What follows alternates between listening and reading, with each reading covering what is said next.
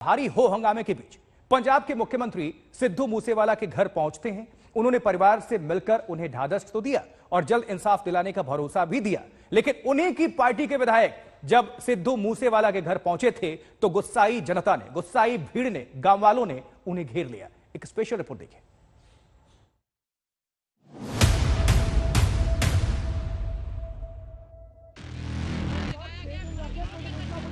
मानसा में दिवंगत सिंगर मूसेवाला के घर पंजाब के सीएम भगवंत मान।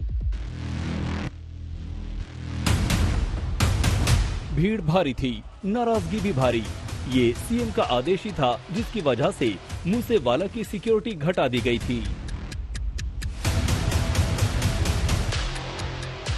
ये पंजाब पुलिस की सनद में था कि मूसेवाला की जिंदगी पर खतरा बहुत पहले से था। खैर, सूबे का मुख्यमंत्री होने के नाते भगवंत मान का यहां आंसू पहुंचने आना लाजमी था। वो देर तक परिजनों की इंसाफ के लिए फरियाद भी सुनते रहे और उनके जख्मों पर मरहम भी लगाते रहे। लेकिन उनके आने से ज्वालामुखी की तरह भड़क रहा गुस्सा भले ही कुछ पल के लिए शांत रहा, लेकिन माहौल में टेंशन और दर्द अब भी मौजूद है। करीब घंटे भर मूसेवाला के घर रहे भगवंत मान।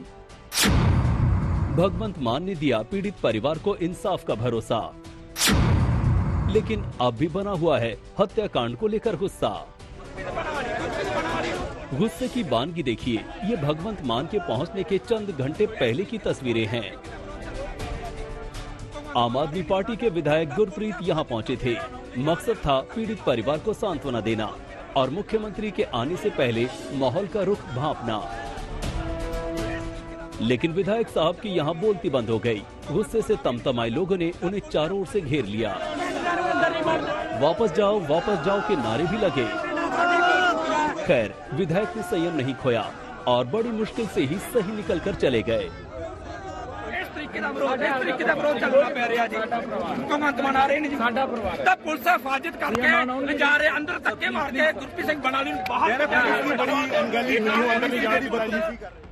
सिद्धू मूसेवाला सिर्फ और सिर्फ सुपरस्टार सिंगर ही नहीं थे, उनका राजनीति से भी सीधा कनेक्शन था। पिछले विधानसभा चुनाव में वो कांग्रेस के टिकट पर विधायकी का चुनाव भी लड़े थे। जब यहां आम आदमी पार्टी के विधायक को भीड़ ने खरी खोटी सुनाई तो आम आदमी पार्टी उनके बचाव में फ्रंट फुट पर आ गई। उसने इस वाकये के लिए कांग्रेस पर इल्जाम लगाए।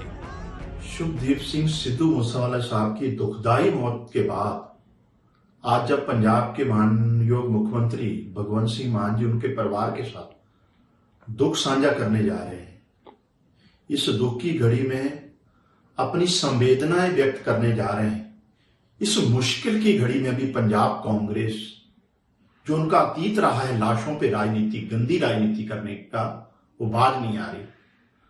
आज फिर से पंजाब कांग्रेस के एक एक्स एमएलए अपने कुछ सपोर्टर्स के साथ सिद्धू मूसेवाला साहब के घर के बाहर हंगामा कर रहे हैं। ये कांग्रेस का असली चेहरा है। खैर, सबसे बुरा हाल तो प्रशासन का था। वो इसलिए कि यहाँ मुख्यमंत्री को आना था। सीएम की सिक्योरिटी को लेकर खतरा जताया जाने लगा। ऐसी खबरें आने लगी कि सीएम अपना दौरा रद्द या स्थगित कर सकते हैं। लेकिन मूसा गांव में पुलिस वालों का भारी दल इकट्ठा हो गया, ये सुनिश्चित करने के लिए कि सीएम के आने पर कोई अप्रिय वारदात न हो। इस भारी सुरक्षा के साए में मुख्यमंत्री आए और देर तक डेरा डाले रहे। ये इस गाड़ी में जो भगवंत मान है पंजाब के मुख्यमंत्री, वो सिद्धू मूसेवाला के घर पर पहुंच गए हैं और ये गाड़ी सीधा अंदर जा रही है, क्योंकि सुबह जिस तरह से प्रोटेस्ट का सामना करना पड़ा था उसके बाद पुलिस काफी एहतियात बरत रही है। अब मुख्यमंत्री ने आश्वासन तो दे दिया है, लेकिन इस हत्याकांड को सिरे से सुलझाना, हत्यारों को सजा दिलानी और मूसेवाला को इंसाफ दिलाना इतना आसान नहीं होने वाला, क्योंकि गैंगवार का शिकार हुए सिंगर पर जांच जैसे जैसे आगे बढ़ रही है, साजिश के तार उतने दूर तक फैले नजर आ रहे हैं। अरविंद ओझा, मानसा, आज तक। तो सिद्धू मूसेवाला के मर्डर की गुत्थी सुलझाने के लिए दिल्ली पुलिस ने तिहाड़ में बंद कई गैंगस्टर से पूछताछ की है और इस हत्याकांड के तार अभी तक भारत से लेकर कनाडा तक जोड़े जा रहे थे और पुलिस को आशंका यह भी है कि कातिल अपनी साजिश को अंजाम देकर अब नेपाल में हो सकते हैं, फरार हो सकते हैं। ज्यादा जानकारी दे रहे हैं इस पर हमारे संवाददाता हिमांशु मिश्रा। सिद्धू मूसेवाला की हत्या में शामिल शूटर्स नेपाल में छिपे हो सकते हैं। ये जानकारी जैसे ही दिल्ली पुलिस को मिली, दिल्ली पुलिस स्पेशल सेल की एक टीम तुरंत नेपाल के लिए निकल पड़ी।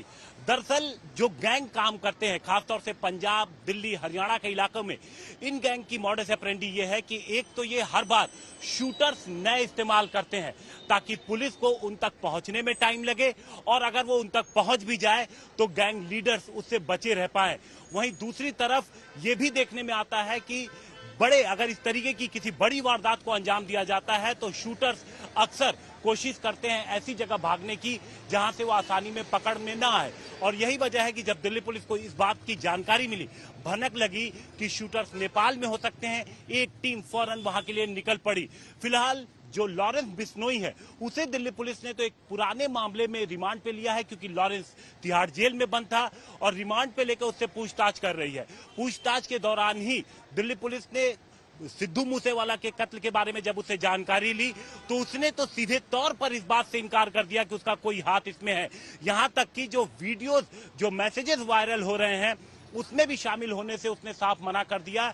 लेकिन इस बात से उसने इनकार नहीं किया कि जो शूटर, जो उसके गैंग के गुर्गे हैं, जो बाहर मौजूद हैं, हो सकता है कि किसी दूसरे गैंग के लोगों ने उनका इस्तेमाल किया हो। कैमरामैन दीपक बिष्ट के साथ हिमांशु मिश्रा, दिल्ली आज तक। देखिए, इस हत्याकांड के बाद राजनीति तो हमें देखने को मिल रही है, बचने बचाने का सिलसिला भी हम देख रहे हैं, लेकिन आइए हम जान लेते हैं कि लॉरेंस बिश्नोई ने किस तरह से गुनाह को कबूल किया है। देखिए, जो प्रमुख बिंदु हैं, क्योंकि ये बहुत बड़ी बात है। कबूलनामा 1, हां हमारे गैंग के मेंबर ने मूसेवाले को मरवाया, ये साफ तौर पर आप देख पा रहे हैं। कबूलनामा 2 किस तरह से हुआ, कहता है कि हमारे ग्रुप ने विक्की की मौत का बदला लिया है। आगे बढ़े कबूलनामा 3, तो इस बार ये काम मेरा नहीं, मैं जेल में बंद था।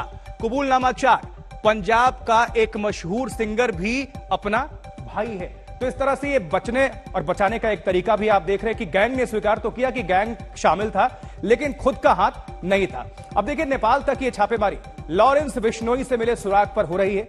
अब दरअसल 5 दिनों तक चुप्पी साधे रहने के बाद आखिरकार लॉरेंस टूटा और उसने कबूल किया, हां मेरे ही गुर्गों ने, यानी मेरे ही गैंग ने सिद्धू मूसेवाला का मर्डर किया है। लेकिन बड़ी ही चतुराई से देखिए, उसने जेल में रहने का हवाला देकर खुद के शामिल होने से इनकार भी कर दिया।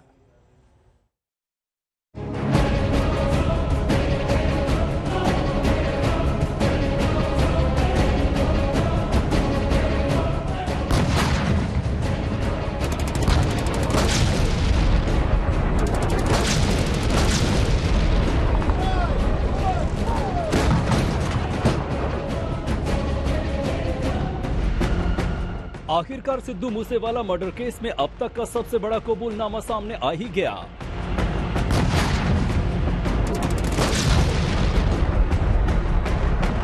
आखिरकार गैंगस्टर लॉरेंस बिश्नोई ने पुलिस के सामने अपने गैंग का सच कबूल कर ही लिया।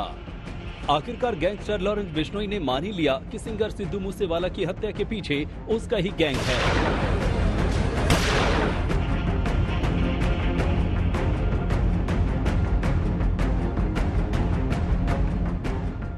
सिद्धू मूसेवाला की हत्या को 6 दिन गुजर गए। बीते रविवार यानी 29 मई को दोपहर से पहले पंजाब के मानसा जिले के जवाहर के गांव में 6 हमलावरों ने AN-95 जैसे अत्याधुनिक हथियारों से गोलियों से सिद्धू मूसेवाला को छलनी कर दिया था।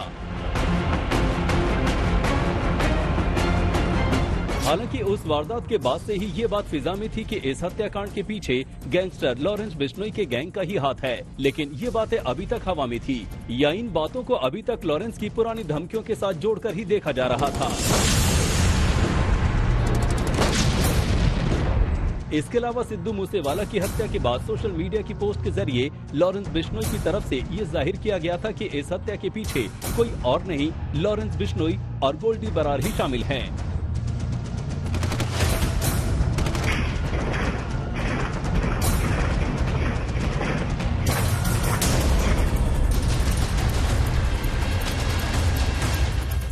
बावजूद इसके न तो इस हत्याकांड का कोई चश्मदीद अभी तक सामने आया था और न ही किसी गैंग लीडर ने सामने निकलकर ये बात खुलेआम कबूल की थी, लेकिन पुलिस की SIT लगातार लॉरेंस बिश्नोई से पूछताछ कर रही थी और इस हत्याकांड का पूरा सच जानने की कोशिश में थी। पूरे 6 दिनों की कोशिश के बाद आखिरकार सिद्धू मूसेवाला की हत्याकांड में पहली बार किसी गैंगस्टर ने अपनी चुप्पी तोड़ी है। पहली बार गैंगस्टर लॉरेंस बिश्नोई ने कहा, ये काम इस बार मेरा नहीं है, क्योंकि मैं जेल में लगातार बंद था और फोन का इस्तेमाल नहीं कर रहा था। लेकिन मैं कबूल करता हूं कि सिद्धू मूसेवाला की हत्या में हमारे गैंग का हाथ है। दिल्ली पुलिस की पूछताछ के दौरान गैंगस्टर लॉरेंस बिश्नोई ने कहा कि मुझे तो सिद्धू मूसेवाला हत्याकांड के बारे में तिहाड़ जेल में टीवी देखकर पता चला था। कुख्यात गैंगस्टर लॉरेंस बिश्नोई ने कहा, हमारे गैंग मेंबर ने मरवाया है मूसेवाला को। तिहाड़ में बंद लॉरेंस ने कहा, विक्की मिद्दू खेड़ा मेरा बड़ा भाई था। कॉलेज के वक्त से उसकी मौत का बदला लिया है हमारे ग्रुप ने। लेकिन साथ ही साथ लॉरेंस ने ये भी कहा कि काम इस बार मेरा नहीं है, क्योंकि मैं जेल में बंद था और फोन भी इस्तेमाल नहीं कर पा रहा था। पर ये कबूल करता हूं कि हमारे गैंग का हाथ मूसेवाला की हत्या में है। दिल्ली पुलिस स्पेशल सेल की टीम ने गैंगस्टर लॉरेंस बिश्नोई को रिमांड पर लिया हुआ है।